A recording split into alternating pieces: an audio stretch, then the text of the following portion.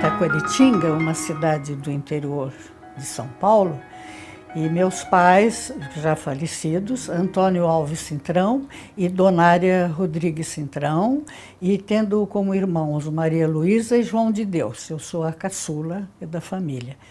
Mas vim com minha família aos 3 anos de idade para São Paulo, e aqui permaneci até agora, que eu cresci, me formei, estudei, e então eu não sei, quase não sei nada da minha cidade natal, sou mais paulista do que taquaritinguense. Então, eu gostaria de falar sobre 2 vocações na minha vida, que é muito importantes, e que o germe surgiu a partir da minha infância. Assim foi a minha vocação para ser professora e a minha vocação para ser terapeuta. Na minha vocação para professora, olhando lá para o passado, eu me vejo sentada no 2º degrau da escada de minha casa, contando história para os meus amiguinhos e os meus priminhos. E eu contava as histórias com tanta ênfase, tanto entusiasmo, que eles, nos relatos tristes, ficavam com os olhos marejados de lágrimas, e nos alegres eles sorriam junto comigo. Então, a princípio, eu relatava as histórias que os adultos me contavam. Mas quando eu aprendi a ler, eu comecei a ler as histórias de fadas e de princesas, para depois poder relatar. Então, eu aprendi a ler assim com muito interesse naquilo que estava escrito. Isto despertou em mim o gosto pela leitura, que durou a vida inteira e foi importante na minha carreira como acadêmica. Bem, mas acontece que fui crescendo, fui lendo histórias, depois passei a ler filmes. Quando adolescente, ainda contava os filmes para as amigas, os grupos e tudo mais. E, finalmente, eu acabei lendo coisas tidas como verdadeiras para contar para os meus alunos. E foi uma grande emoção o primeiro dia que eu me tornei professora. Eu tinha 16 para 17 anos e eu havia ingressado na Faculdade de Filosofia, Ciências e Letras, sede Sapiense, saudosa e emérita faculdade, que hoje já não existe. E como eu tinha dificuldades financeiras, e a reitora ela era muito interessada na vida das alunas, então eu já no primeiro ano, nos primeiros meses, ela me indicou para dar aula no Colégio Assunção. Era no curso primário. E eles usavam geografia e história separado de português e matemática. Eu fui ensinar história e geografia. Então, com muito entusiasmo, como eu já estava aprendendo na pedagogia a respeito de um revolucionário sistema de ensino que chamava-se a Escola Nova, vejam, em 1942 já se falava nisso. Então, era divulgado aqui pelo famoso brasileiro paulista Lourenço Filho. E o John Dewey, o americano nos Estados Unidos, que a gente já usava o livro dele também. Então, o novo sistema consistia que o ensino devia ser voltado para a vida das crianças, para os seus interesses, para as suas necessidades. Então, motivada por esses ensinamentos que eu estava começando a aprender, eu preparei um cartaz com um mapa assim muito colorido, onde eu coloquei a Europa, destacando Portugal, e as Índias, que era o que se falava naquela época, e o Brasil cheio de índios e florestas e tudo mais.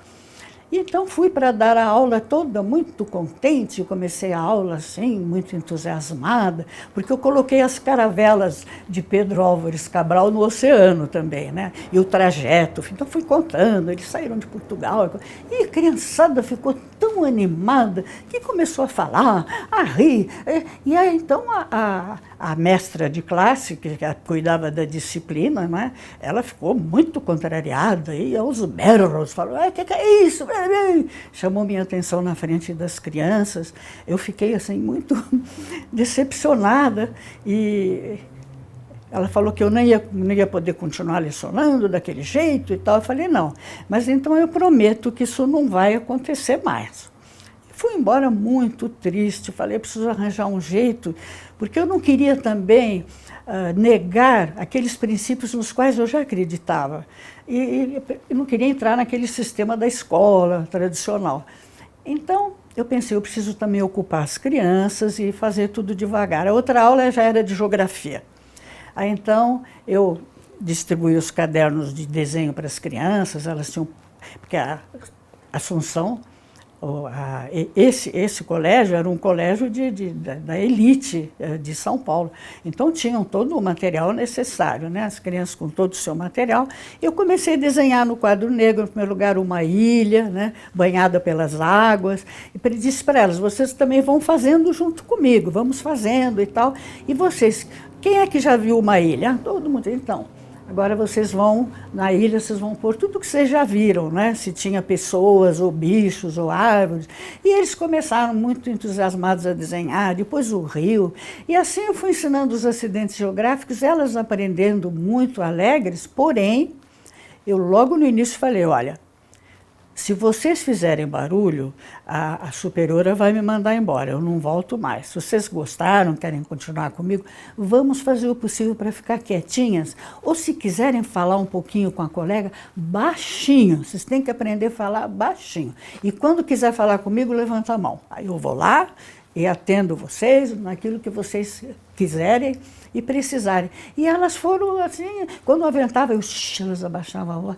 E foi uma beleza. Daí, então, eu fui desenvolvendo o método durante o ano todo, muito feliz, ora história, ora geografia, mas a mestra de classe, a freira que cuidava da disciplina, ela não se conformava de ver as crianças alegres. Ela foi contar para a madre superiora que as crianças tinham muita alegria na minha aula e só brincavam, não estudavam, não faziam nada com seriedade. Aí a superiora, sem avisar, veio arguir as crianças. Ele era solene, aquela madre usava aquele hábito, não é?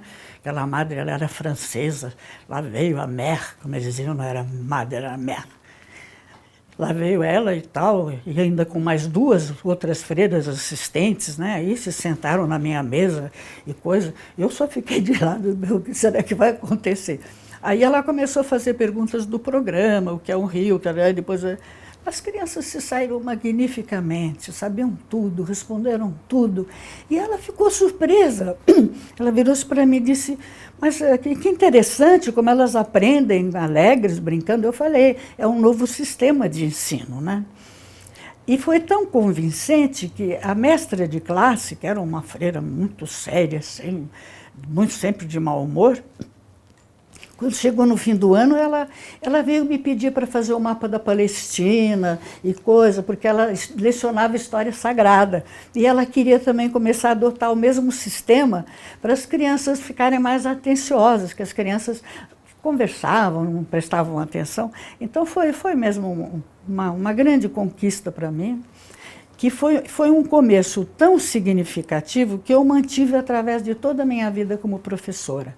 Aquilo que está sendo ensinado, relacionar com a vida das crianças, primeiro, depois das adolescentes na escola normal, onde eu lecionei, e finalmente na faculdade. E ensinando psicologia é uma coisa muito própria, né? Porque a psicologia já vai tratar exatamente da nossa própria vida, né? Então, as vivências aí entram em cheio. E eu, digamos, o meu amor pelo magistério, eu digo que é praticamente uma paixão tão grande, que mesmo adentrando em mais de 80 anos, eu continuo lecionando ainda e fazendo palestras, tal modo como eu me sinto envolvida e conforme eu gosto. Agora, a outra minha grande vocação, que foi a de ser terapeuta, os germes dessa minha vocação surgiram no convívio com a minha mãe. Porque a minha mãe era assim, dedicada, chegava a contar histórias para mim na hora de dormir, até eu adormecer, porém, ela sofria de periódicas crises de intensa ansiedade. Então ela ficava desesperada, nem se cuidava, andando de um lado para o outro e dizendo que estou com medo de enlouquecer e de morrer, porque eu não vou aguentar tanta aflição. E eu, criança ainda, que me recordo de meus 4, 5 anos, eu ficava muito aflita também, mas eu queria ajudar. Então eu penteava os cabelos dela, levava ela para o jardim para ela se distrair, e eu conseguia acalmá-la por alguns momentos. Depois voltava, não tinha. E aí eu ficava imaginando que devia existir algum modo de ajudar as pessoas a terem o seu sofrimento minorado. E que, quando eu crescesse, eu havia de descobrir. E eu tive sempre esse desejo, esse empenho. Por causa disso, eu fui fazer o curso de pedagogia, porque era o único, na ocasião, que tinha psicologia, que é a ciência, né, que estuda a personalidade das pessoas. E de pedagoga, que era o único curso que havia na década de 1940, eu fiz o curso de especialista em psicologia clínica e me tornei uma terapeuta. Mas o meu grande aprendizado nesse período foi a importância do amor na vida das pessoas. Porque conforme eu manifestava meu amor pela mamãe, ela também me retribuía com um beijo, com um carinho, e ela ficava aliviada.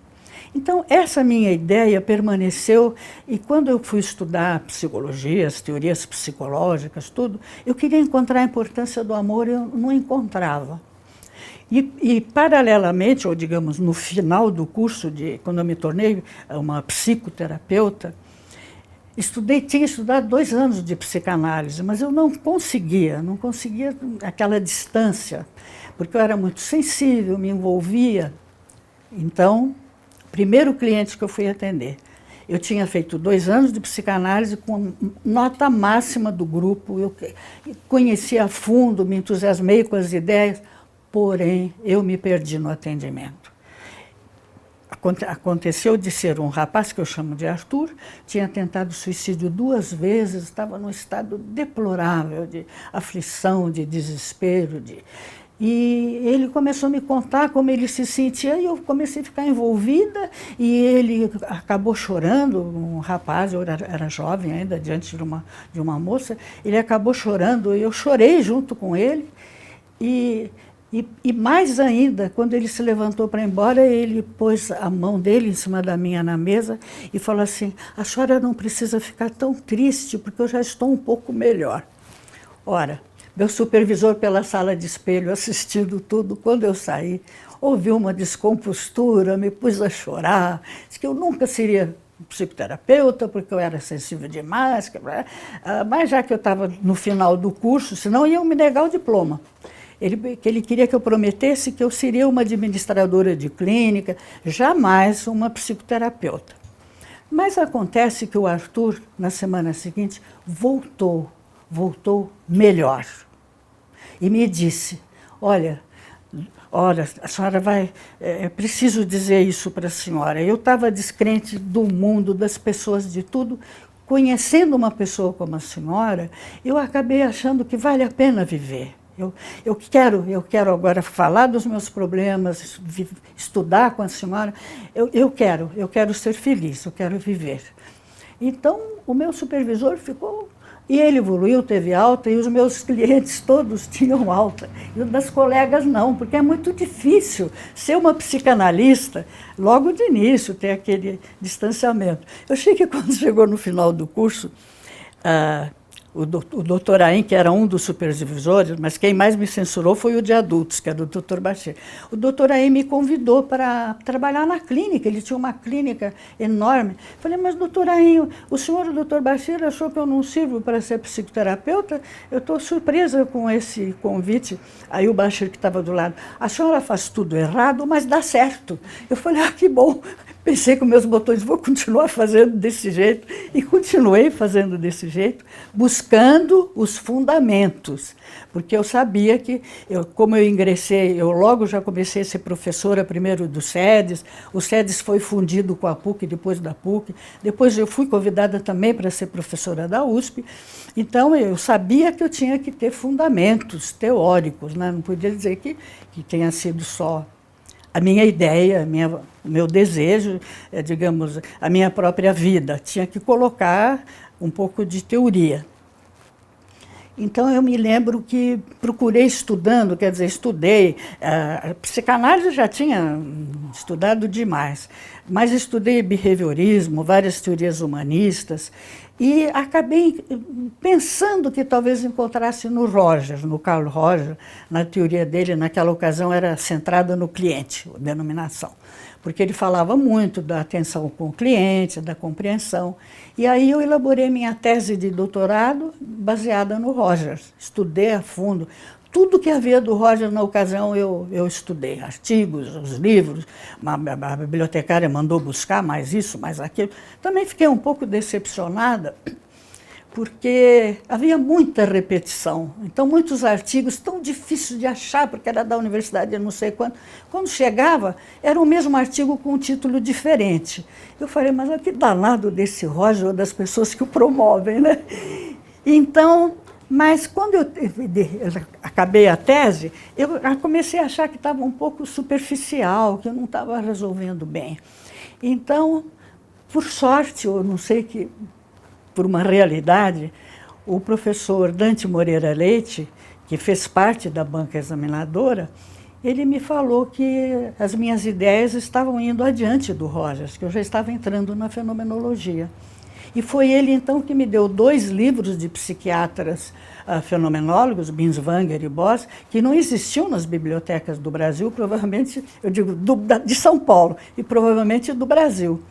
Então, aí comecei a estudar a fundo a fenomenologia. Desse psiquiatra fui para outros, Minkowski, Vandenberg, depois fui aos filósofos nos quais eles baseavam suas ideias, Russell, Merleau-Ponty, Heidegger, e Buber.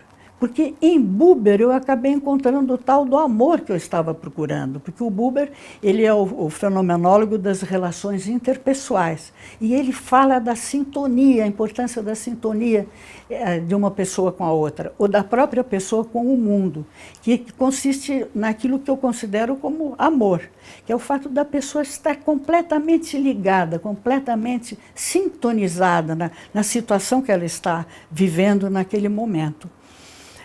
Então, preparei a minha tese de livre-docência, fundamentada na fenomenologia. E fui prosseguindo na carreira, prestei o concurso para professora titular, ainda defendendo a fenomenologia, e, como eu também era professora da PUC, prestei o concurso também na PUC, de catedrática, ainda falava-se naquele tempo, professora titular também, sempre lançando as ideias da fenomenologia, que eu comecei a lançar também nos vários congressos. Comecei a participar de congressos porque eu sentia que eu tinha o que falar. Antes eu achava que eu não tinha, porque eu estava meio procurando alguma coisa. Então, divulgando a fenomenologia, comecei a realizar pesquisas com metodologia fenomenológica, divulgando em congressos, 2, 3 por ano, congressos principalmente os nacionais, mas também alguns internacionais, a publicar artigos em periódicos científicos, principalmente no boletim da Academia Paulista de Psicologia, porque, entre parênteses, tão logo eu obtive todos esses títulos, eu fui convidada, fui eleita acadêmica da Academia Paulista de Psicologia, onde eu substituí, ou digamos, tive como patrono Francisco Franco da Rocha, um renomado psiquiatra brasileiro. E como antecessora eu tive Virgínia Bicudo. 2 palavrinhas sobre meu patrono, é que ele veio confirmar algumas ideias que eu tinha a respeito do aconselhamento terapêutico, que eu já considero até hoje, que o importante, se a gente quiser ajudar uma pessoa, é favorecer momentos em que ela seja feliz, em que ela se sinta bem. Porque os nossos sofrimentos eles vão ficando como cinzas na nossa energia vital. E a pessoa também não sofre muito, mas também não tem nenhuma alegria. Passa a ter uma vida monótona. Ou então com super ansiedade sem saber por quê. E Francisco Franco da Rocha, quando assumiu, já muito jovem, ele tinha acho que uns 26 anos, ele assumiu a diretoria do Instituto Juqueri. E ele vendo aqueles doentes, não havia quase, né, não se conhecia os remédios naquela ocasião, isso por volta de 1930, havia pouca medicação, aqueles doentes mentais sofrendo, todos fechados ali por dentro. Aí ele conseguiu apoio do governo e todo, e conseguiu uma chácara com o rio, com frutos, com tudo que tem uma chácara. E mudou-se para lá com os pacientes, ele mudou-se, foi morar lá dentro também, junto, tratando os pacientes sempre de uma forma muito humana, e instituiu um novo sistema. De manhã, depois do café da manhã, cada um podia passear pela chácara, fazer o que bem entendesse. Podia colher frutos, ou plantar, ou pescar. Então, no começo eles estranharam, não sabiam, depois eles foram se acostumando, e quando eles voltavam para o almoço, suados, cansados, felizes, que era o que ele queria, tinham vivenciado o momento. Então, os sintomas ficavam atenuados, e às vezes até desapareciam por alguns dias. E isso veio confirmar a minha ideia de que a importância da gente, digamos, ter muita consideração, amor pelo cliente e ajudá-lo a ter algum momento de bem-estar, de felicidade, para livrar daquelas cinzas dos sofrimentos deles, não é? Bem, está faltando ainda, antes de considerações finais, falta uma coisa muito importante que eu não falei desde o início. Foi a minha vocação para ser esposa e mãe, que aconteceu mais ou menos na época, digamos, quando eu entrei para o SEDES, quer dizer, eu tinha 16 anos, eu conheci o Ciro, ele tinha 17 anos, e nós nos apaixonamos e resolvemos que iríamos casar. Nós tivemos que fazer toda a faculdade, arranjar emprego, isso demorou 6 anos. Depois, então, nós nos casamos e, graças a Deus, vivemos felizes. Eu considero 60 anos de convivência. Comemoramos bodas de prata, bodas de ouro, tivemos 4 filhos, 2 homens e 2 mulheres. Então eu acrescentei mais uma paixão na minha vida, ser professora, ser terapeuta e ser esposa e mãe. Então na verdade, eu me considero assim uma pessoa realizada, eu dou graças a Deus. Meus filhos cresceram bem, todos se formaram, todos são independentes hoje, não é? E eu sofri uma grande perda quando ele faleceu, há uns 8 ou 9 anos atrás. Mas, aos poucos, eu fui com os colegas, principalmente os colegas da PUC, na PUC é um ambiente assim, muito humano, de querer bem, começaram a me chamar para uma tese. Não, Yolanda, você não pode, o candidato faz questão que seja você. E devagarzinho eu fui voltando e pensando, afinal de contas, ainda restam 2 paixões, né? A do magistério e a de terapeuta, que eu continuo também como aconselhadora terapeuta. Então, de uma maneira geral, eu penso que abordei o que seriam os temas mais importantes, mas eu quero deixar assim uma recomendação para os novos psicólogos e os estudantes de psicologia, que eles racionalmente estudem aprofundadamente todas as teorias psicológicas, mas deixem que alguma ou algumas delas tenham eco em seu coração. Porque, como dizia Pascal, lá longe na antiguidade, ele afirmava que o coração tem razões que a própria razão desconhece.